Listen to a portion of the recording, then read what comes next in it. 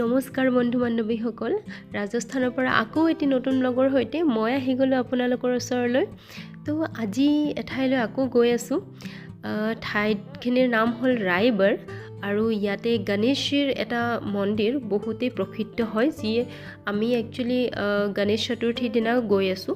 তো গাঁও এখনৰ বহুত ভিতৰত এই মন্দিৰটো অৱস্থিত হয়। তো ৰাজস্থানৰ গাঁওবিলাকৰ দৃশ্যও আপোনালোকে দেখা পাব। আৰু সেইদিনা আমি আহিয়ে পালোঁ। তো এয়া মেলা লাগিছিলে সেইদিনা। তো ব'লক মেলাখিনিও দেখাই দিওঁ অকণমান। এইটোতো ষ্টাৰ্ট হৈছে দেই। তো আকৌ ভিতৰলৈ যাব লাগিব আমি। পাহাৰৰ ওপৰত একেবাৰে ভিতৰত বহি আছে গণেশজী গৈ পেলাই। আৰু সেইদিনা মানুহৰ ভিৰ অসংখ্য আছিল দেই, বহুত মানুহৰ ভিৰ আছিলে।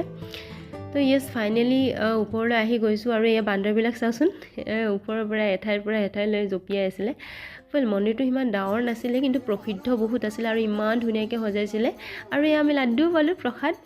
আৰু এয়া সৰু সৰু মন্দিৰ কেইটামান কাষতে আছিলে, সেই মেইন মন্দিৰটোৰ কাষত।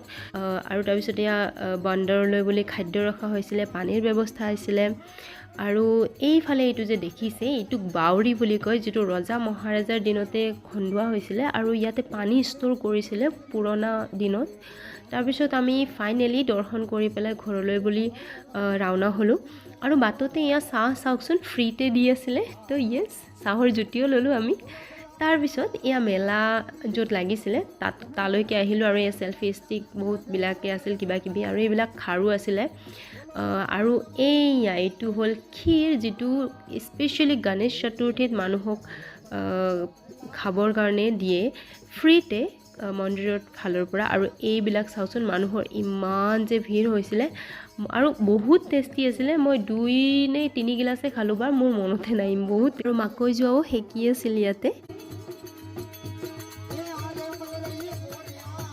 আৰু যিটো নদী দেখাইছিলোঁ যাওঁতে, সেইটো নদীত অকণমান পানী নামি পেলাই এনেই আৰু চালোঁ।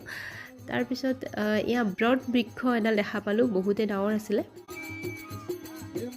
আৰু এইটো চাওকচোন, মহলৰ দৰে ঘৰ দেখা পালোঁ। তো শ্বুট এটা ল'লোঁ। আংকলজী হেল্ল', ৰাম ৰাম। তাৰপিছত ঘৰ আহি পালোঁ। আৰু আমাৰ ঘৰৰ কাষতে ফিল্ডখনত গণেশজীৰ মূৰ্তি আনিছিলে, টেণ্ট লগাইছিলে। তো আমাৰ ঘৰৰ কাষতেও মন্দিৰ পাতা হৈছিলে। ইমানেই আছিল আজিৰ ভিডিঅ'টোত। আকৌ লগ পাম এটি নতুন ভিডিঅ'ৰ সৈতে। Bye bye.